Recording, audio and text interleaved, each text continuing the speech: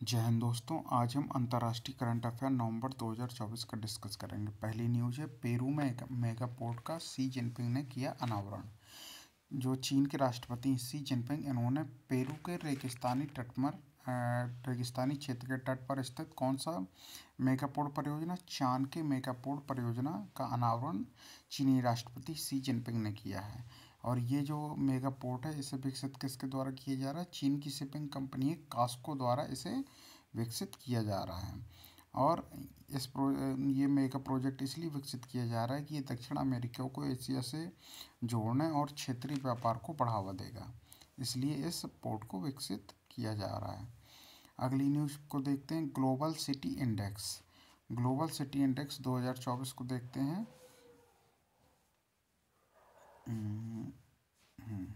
Global city index 2024 तो नवंबर 2024 में brand finance द्वारा जारी, किसने जारी किया है? Global city index brand finance ने जारी किया है। ग्लोबल सिटी इंडेक्स 2024 में लंदन लगातार दूसरे वर्ष विश्व के शीर्ष 100 सिटी ब्रांड्स की सूची में शीर्ष पर रहा। मतलब जो भी ये जो ग्लोबल सिटी इंडेक्स है, ये सबसे पहले जान लेते हैं जारी किसने किया। ब्रांड फाइनेंस ने जारी किया है।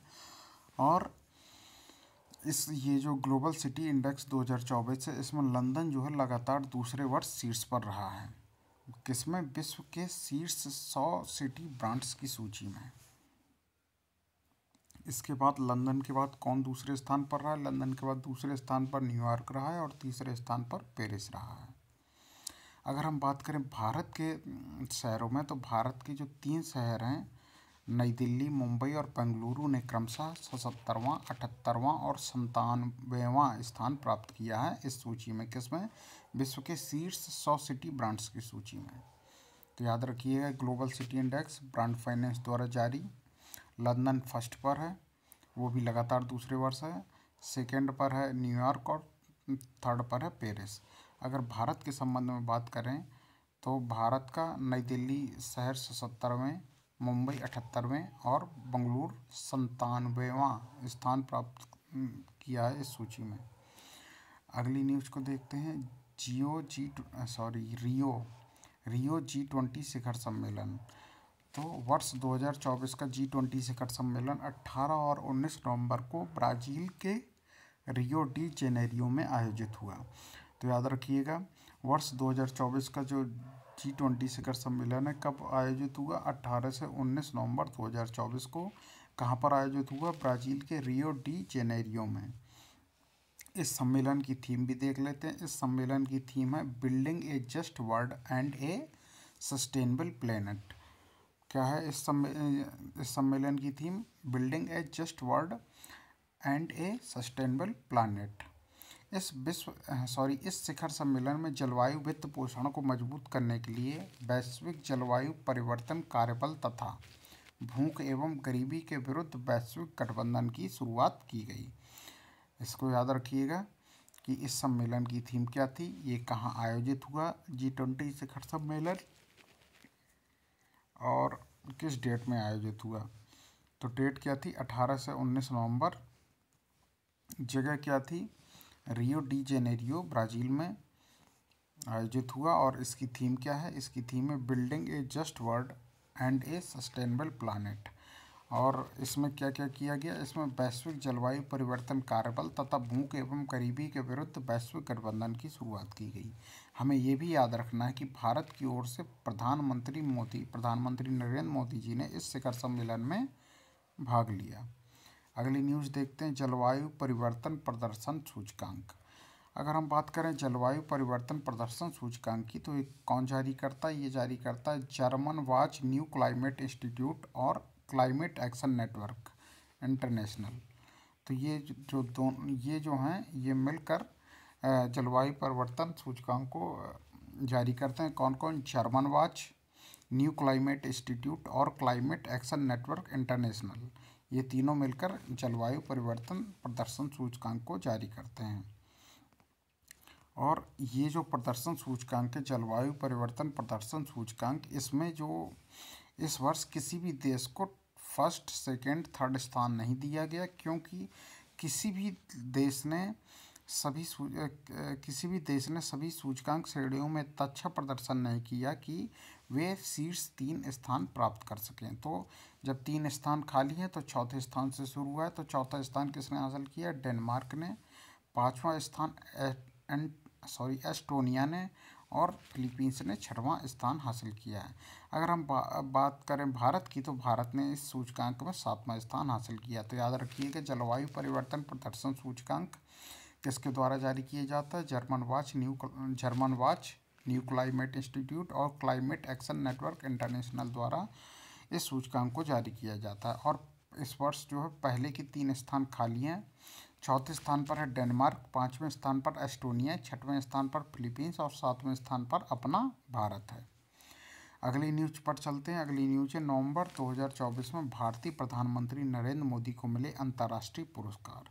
तो कौन कौन से अंतर्राष्ट्रीय पुरस्कार मिले हैं नवंबर 2024 में भारतीय प्रधानमंत्री नरेंद्र मोदी जी को? 17 नवंबर को नाइजीरिया का दूसरा सबसे बड़ा राष्ट्रीय पुरस्कार grand commander of the order of the niger प्राप्त हुआ प्रधानमंत्री नरेंद्र मोदी जी को। 14 नवंबर को डोमिनिका की राष्ट्रपति, क्या नाम है इनका, सिल्वेनी बर्टन ने कोविड-19 महामारी के दौरान डोमिनिका की मदद करने के लिए पीएम मोदी को देश के सर्वोच्च सम्मान, क्या नाम है इसका, डोमिनिका अवार्ड ऑफ ऑनर से सम्मानित किया। इसके अतिरिक्त पीएम नरेंद्र मोदी को गुयाना ने सर्वोच्च राष्ट्रीय पुरस्कार द ऑर्डर ऑफ एक्सीलेंस एवं बारबाडोस ने प्रतिष्ठित honorary order of freedom of Barbados से सम्मानित किया है। तो याद रखिएगा, इन सब के इतने पुरस्कार प्रधानमंत्री नरेंद्र मोदी जी को नवंबर माह में दिए गए।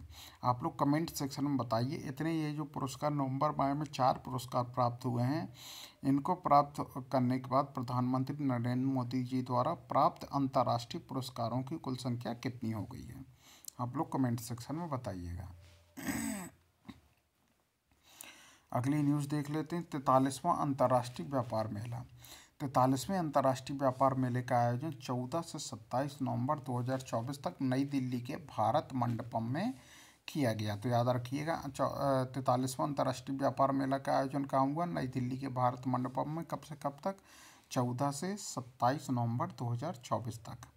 इस कार्यक्रम में मंडपों की राज्य श्रेणी में विषयगत प्रस्तुति के लिए मध्य प्रदेश को स्वर्ण पदक, ओडिशा को रजत पदक और असम को कांस्य पदक प्रदान किया गया। इसे भी याद रखिएगा। इस कार्यक्रम में मंडपों की राज्य श्रेणी में विषयगत प्रस्तुति के लिए मध्य प्रदेश को स्वर्ण पदक, ओडिशा को रजत पदक और असम को कांस्य पदक प्रदान किया गया। वहीं विदेशी मंडपों की श्रेणी में अगर हम बात करें तो ट्यूनीसिया गणराज्य के दूतावास को स्वर्ण पदक, मिस्र के मिलानो बाजार को रजत पदक, जबकि तुर्की और थाईलैंड को कांस्य पदक प्रदान किया गया। इन्हें संयुक्त रूप से कांस्य पदक दिया गया। तो याद रखिएगा, 43वां अंतर्राष्ट्रीय व्यापार मेला आयोजन कहाँ हुआ? तो नई दिल्ली के भारत मंडपम में 14 से 27 नवंबर 2024 तक। और मंडपों की राज्य श्रेणी में पहला स्थान मिला है मध्य प्रदेश, इसे स्वर्ण पदक, ओडिशा को रजत पदक और असम को कांस्य पदक। और वहीं विदेशी मंडपों की श्रेणी में ट्यूनीसिया गणराज्य दूतावास को स्वर्ण पदक, मिस्र के मिलानो बाजार को रजत पदक, जबकि तुर्की और थाईलैंड को कांस्य पदक संयुक्त रूप से प्राप्त हुआ है। अगली न्यूज पर चलते हैं। भारत बना अंतर्राष्ट्रीय सौर गठबंधन का अध्यक्ष। तो अगर हम अंतर्राष्ट्रीय सौर गठबंधन के बारे में बात करें तो अंतर्राष्ट्रीय सौर गठबंधन का कई बार पूछा गया कि मुख्यालय कहाँ पर है? तो यह है गुरुग्राम हरियाणा में।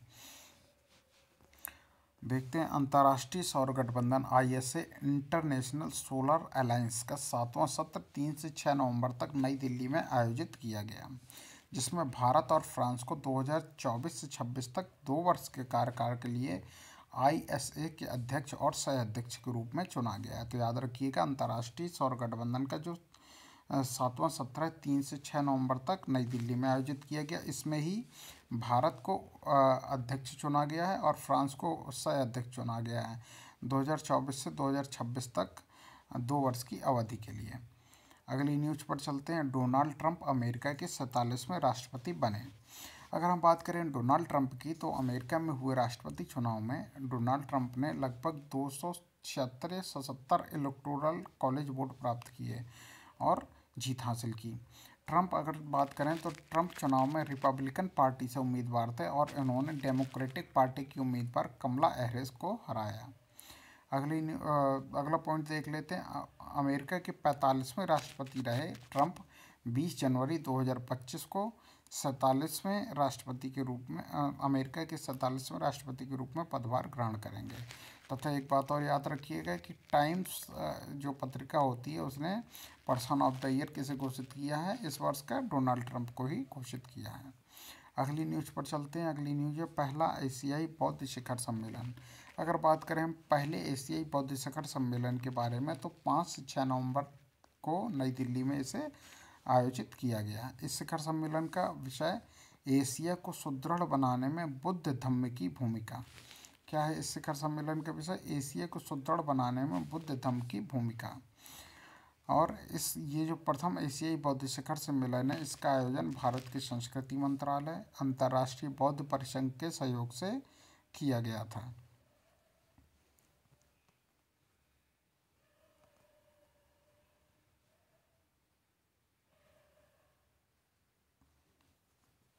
अगली न्यूज़ देखते हैं। जलवायु परिवर्तन पर COP29।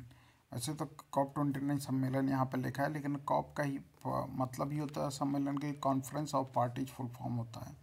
तो जलवायु परिवर्तन पर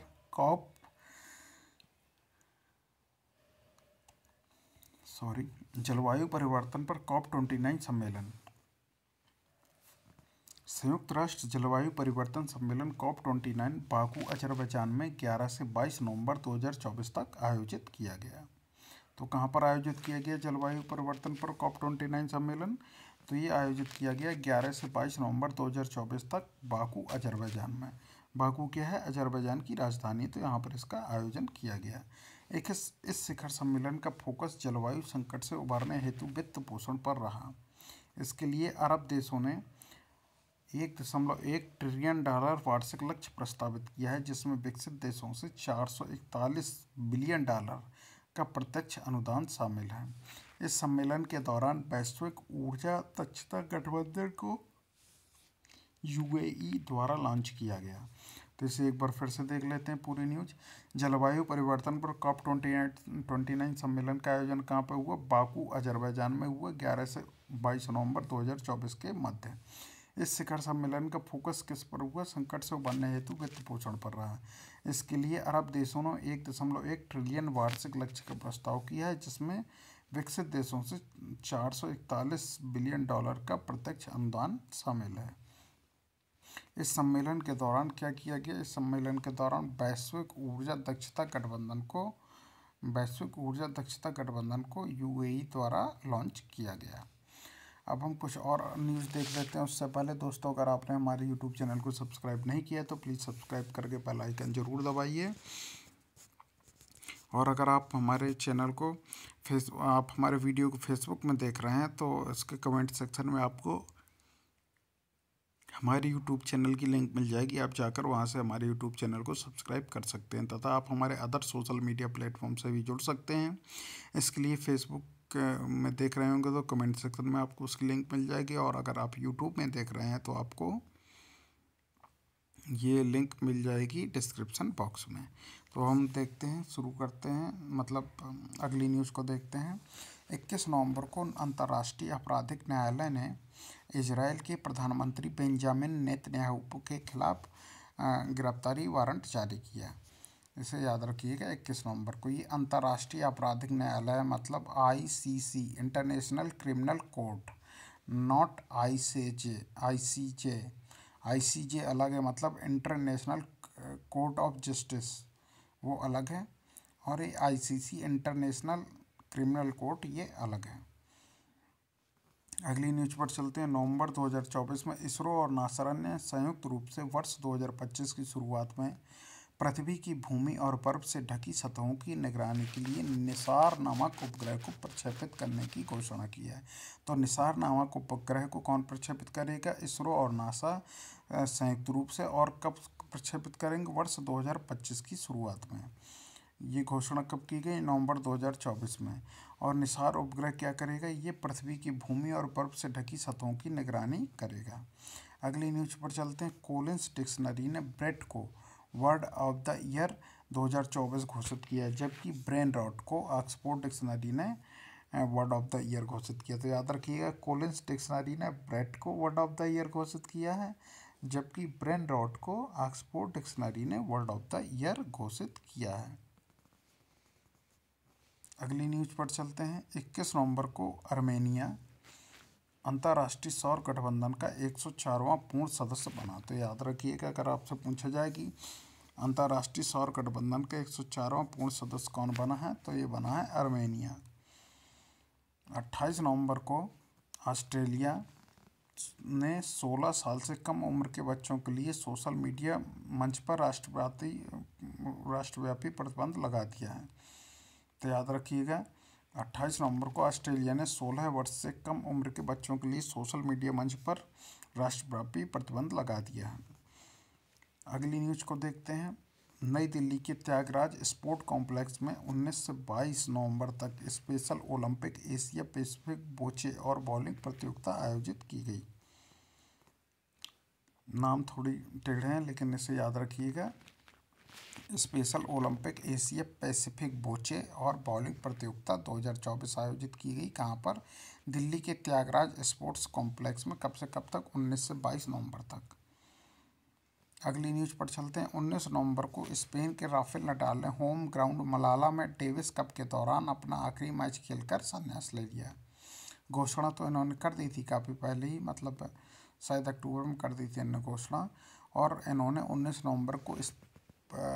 नवंबर को अपने होम ग्राउंड मलागा में डेविस कप के दौरान अपना आखिरी मैच खेलकर संन्यास ले लिया। किसने? राफेल नडाल ने। आप लोग कमेंट सेक्शन में बताइए कि यह है तो राफेल नडाल। हाँ, आप लोग कमेंट सेक्शन में बताइएगा कि राफेल नडाल ने अब तक कुल कितने ग्रैंड स्लैम जीते हैं। अगली न्यूज पर चलते हैं। अगली न्यूज है 20 नवंबर को दुनिया के सबसे ताकतवर रॉकेट स्टारशिप का 6वां परीक्षण अमेरिका के टेक्सास में किया गया। अगली न्यूज पर चलते हैं। 4 नवंबर को भारत के विदेश मंत्री एस जयशंकर ने ऑस्ट्रेलिया के ब्रिस्बेन शहर में भारत के नए वाणिज्यिक दूतावास का उद्घाटन किया। 4 नवंबर को जो भारत के विदेश मंत्री एस जयशंकर, इन्होंने ऑस्ट्रेलिया के ब्रिस्बेन शहर में भारत के नए महावाणिज्यिक दूतावास का उद्घाटन किया। अगली न्यूज पर चलते हैं। अगली न्यूज है 5 नवंबर को हिंद महासागर क्षेत्र में समुद्री सुरक्षा पर तीसरे महासागर शिखर सम्मेलन की मेजबानी भारत द्वारा की गई। तो याद रखिएगा, 5 नवंबर को हिंद महासागर क्षेत्र में समुद्री सुरक्षा पर तीसरे महासागर शिखर सम्मेलन की मेजबानी किसके द्वारा की गई? भारत द्वारा की गई। स्विट्जरलैंड ने 1 जनवरी 2025 से बुर्का और अन्य चेहरों को ढकने वाले कपड़े पर प्रतिबंध लगा दिया। इसे भी याद रखिएगा। स्विट्जरलैंड ने 1 जनवरी 2025 से बुर्का और अन्य चेहरों को ढकने वाले कपड़ों पर प्रतिबंध लगाने का निर्णय लिया है। तो याद रखिएगा, किस देश ने लिया है प्रतिबंध लगाने का निर्णय? स्विट्जरलैंड ने 1 जनवरी 2025 से बुर्का और अन्य शहरों को ढकने वाले अन्य चेहरे के ढकने वाले कपड़ों पर प्रतिबंध लगाने का निर्णय लिया है। अगली न्यूज देखते हैं। 7 से 9 नवंबर तक दूसरे वैदिक और आधुनिक विज्ञान सम्मेलन का आयोजन नेपाल के काठमांडू में किया गया। 7 से 9 नवंबर तक दूसरे वैदिक और आधुनिक विज्ञान सम्मेलन का आयोजन नेपाल के काठमांडू में किया गया। साथ ही थाईलैंड के पर्यटन विभाग द्वारा सोनू सूद को पर्यटन के लिए ब्रांड एम्बेसडर और ऑनरी टूरिज्म का एडवाइजर नियुक्त किया गया है।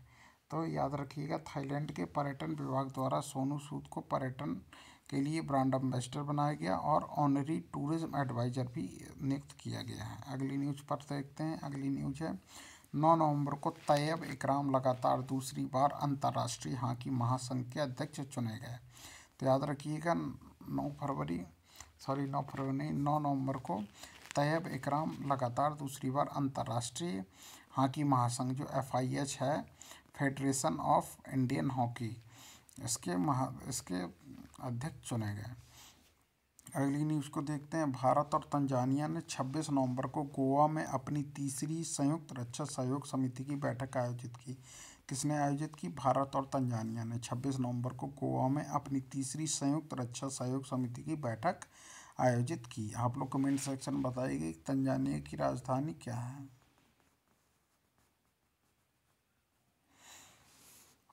अगली न्यूज़ देखते हैं।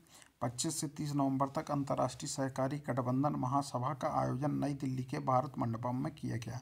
आप सभी जानते हैं जब से भारत मंडपम बना है तो वहाँ पर बहुत सी चीज़ों का आयोजन किया जाता है। तो 25 से 30 नवंबर तक अंतर्राष्ट्रीय सहकारी गठबंधन महासभा का आयोजन नई दिल्ली के भारत मंडपम में किया गया। तो याद रखिएगा 25 से 30 नवंबर तक अंतर्राष्ट्रीय सहकारी गठबंधन महासभा का आयोजन नई दिल्ली के भारत मंडपम में किया गया। अगली न्यूज़ पर देखते हैं। नवंबर 2024 में international federation of pharmaceuticals manufacturers and association IFPMA ने रोस के CEO डॉक्टर थॉमस सिनेकर को 1 जनवरी 2025 से अपना नया अध्यक्ष नियुक्त किए जाने की घोषणा की। तो याद रखिएगा नवंबर 2024 में international federation of pharmaceuticals manufacturer and association ने रोस के CEO डॉक्टर थॉमस सिनेकर को 1 जनवरी 2025 से अपना नया अध्यक्ष नियुक्त किए जाने की घोषणा की है। भारतीय सेना और इंडोनेशिया सेना के बीच संयुक्त विशेष बल अभ्यास गरुण शक्ति का 9वां संस्करण 1 से 12 नवंबर तक इंडोनेशिया के सजानतुंग में आयोजित हुआ। याद रखिएगा भारतीय सेना और इंडोनेशिया सेना के मध्य संयुक्त विशेष बल अभ्यास गरुण शक्ति का जो 9वां संस्करण है कब से कब तक आयोजित हुआ? 1 से 12 नवंबर तक आयोजित हुआ। कहाँ पे आयोजित हुआ? इंडोनेशिया के सजानतुंग में आयोजित हुआ। अगली न्यूज़ पर चलते हैं। ऑस्ट्रेलिया की यूनिवर्सिटी ऑफ वोलोगोंग ने गुजरात इंटरनेशनल फाइनेंस सिटी यानी गिफ्ट सिटी गांधीनगर में अपना पहला परिसर खोला है। ऑस्ट्रेलिया की यूनिवर्सिटी ऑफ वोलोगोंग ने Gujarat international finance tech city यानी गिफ्ट सिटी गांधीनगर में अपना परिसर खोला है। तो मतलब ऑस्ट्रेलिया की एक यूनिवर्सिटी है, यूनिवर्सिटी ऑफ वोलोगोंग, इसने गुजरात की गिफ्ट सिटी गांधीनगर में अपना परिसर खोला, मतलब अपना कैंपस खोला है। अगली न्यूज़ है। क्लाइमेट ट्रेस की एक रिपोर्ट के अनुसार संघाई शहर वैश्विक ग्रीन हाउस उत्सर्जन में शीर्ष पर है। क्लाइमेट ट्रेस की एक रिपोर्ट आई है जिसके अनुसार बताया गया है कि संघाई जो है शहर वैश्विक ग्रीन हाउस उत्सर्जन में शीर्ष पर है। क्लाइमेट ट्रेस की एक रिपोर्ट के अनुसार संघाई शहर वैश्विक ग्रीन हाउस गैस उत्सर्जन में शीर्ष पर है। अगली न्यूज़ देखते हैं। 21 नवंबर को लाओस में 11वीं आसियान रक्षा मंत्रियों की बैठक आयोजित की गई। 21 नवंबर को लाओस में 11वीं आसियान रक्षा मंत्रियों की बैठक आयोजित की गई। तो याद रखिएगा 11वें आसियान रक्षा मंत्रियों की बैठक कहाँ आयोजित की गई? लाओस में आयोजित की गई। कब आयोजित की गई? 21 नवंबर को आयोजित की गई। अगली न्यूज़ पर चलते हैं। 9 नवंबर 2024 को दोहा में आयोजित IBSF विश्व बिलियर्ड्स चैंपियनशिप का खिताब जीतकर पंकज आडवाणी ने लगातार 7वीं बार विश्व बिलियर्ड्स का खिताब जीता। तो याद रखिएगा 9 नवंबर 2024 को दोहा में आयोजित 9 नवंबर 2024 को दोहा में आयोजित IBSF विश्व बिलियर्ड्स चैंपियनशिप का खिताब जीतकर पंकज आडवाणी ने लगातार 7वीं बार विश्व बिलियर्ड्स चैंपियनशिप जीत ली है। अगली न्यूज़ पर चलते हैं। अगली न्यूज़ है। नवंबर 2024 में ब्रिटिश लेखिका समंथा हार्वे ने अपने ऑर्बिटल उपन्यास के लिए वर्ष 2024 का पुरस्कार जीता। तो याद रखिएगा वर्ष 2024 का बुकर पुरस्कार किसने जीता? तो ये हो जाएगा समंथा हार्वे ने जीता। अगली न्यूज़ पर चलते हैं। अगली न्यूज़ है। 11 नवंबर 2024 को जारी WTA महिला एकल वैश्विक रैंकिंग में आर्याना सबालेका जो है विश्व की नंबर 1 महिला टेनिस खिलाड़ी बनी है। अगली न्यूज़ पर चलते हैं। 11 नवंबर को डॉक्टर नवीन राम गुलाम मॉरिशस के प्रधानमंत्री पद के लिए चुने गए। तो याद रखिएगा 11 नवंबर को डॉक्टर नवीन राम गुलाम जो हैं मॉरिशस के प्रधानमंत्री पद के लिए चुने गए। आप लोग कमेंट सेक्शन में बताइए कि जो इस समय हैं म्यांमार के मुख्यमंत्री। अगली न्यूज है 10 नवंबर को अनाहत सिंह ने सिडनी के New South Wales squash open प्रतियोगिता का महिला एकल खिताब जीता है। तो याद रखिएगा अनाहत सिंह क्या है, अनाहत सिंह जो है स्क्वैश खिलाड़ी हैं भारत की, और इन्होंने 10 नवंबर को सिडनी में न्यू साउथ वेल्स स्क्वैश प्रतियोगिता का महिला एकल खिताब जीत लिया है। अगली न्यूज को देखते हैं 2006 में संयुक्त राष्ट्र सुरक्षा परिषद द्वारा पारित संकल्प 1701 के प्रावधानों के आधार पर 27 नवंबर को लेबनान और इजराइल के मध्य संघर्ष विराम हो गया।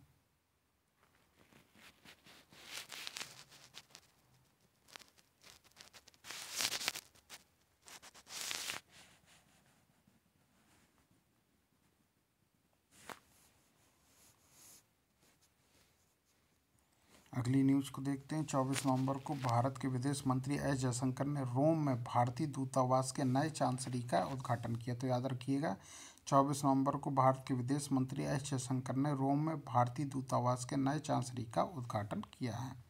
अगली न्यूज पर चलते हैं। अगली न्यूज है नवंबर माह में ड्यूमा बोको ने बोत्सवाना के 6वें राष्ट्रपति के रूप में पदभार ग्रहण किया। तो याद रखिएगा नवंबर 2024 में ड्यूमा बोको ने बोत्सवाना के 6वें राष्ट्रपति के रूप में पदभार संभाला। नवंबर माह में ड्यूमा बोको ने बोत्सवाना के 6वें राष्ट्रपति के रूप में पदभार संभाला। 3 नवंबर को स्विट्जरलैंड के लुसानो में आयोजित स्विस ओपन इंडोर तीरंदाजी प्रतियोगिता के रिकर्व पुरुष इवेंट में अतानु दास ने स्विट्जरलैंड के थॉमस रूफर को हराकर स्वर्ण पदक जीता। तो याद रखिएगा 3 नवंबर को स्विट्जरलैंड के लुसाने में आयोजित स्विस ओपन इंडोर तीरंदाजी प्रतियोगिता में रिकर्व पुरुष इवेंट में अतानु दास ने स्विट्जरलैंड के थॉमस रूफर को हराकर कांस्य पदक जीता। तो दोस्तों आज का ये जो है यहीं पर वीडियो पूरा होता है। अब हम आपको जो नेक्स्ट वीडियो लाएंगे उसमें थोड़ी सा कोशिश करेंगे कि हम बेहतर तरीके से प्रेजेंट कर पाएँ करंट अफेयर्स। तो दोस्तों जो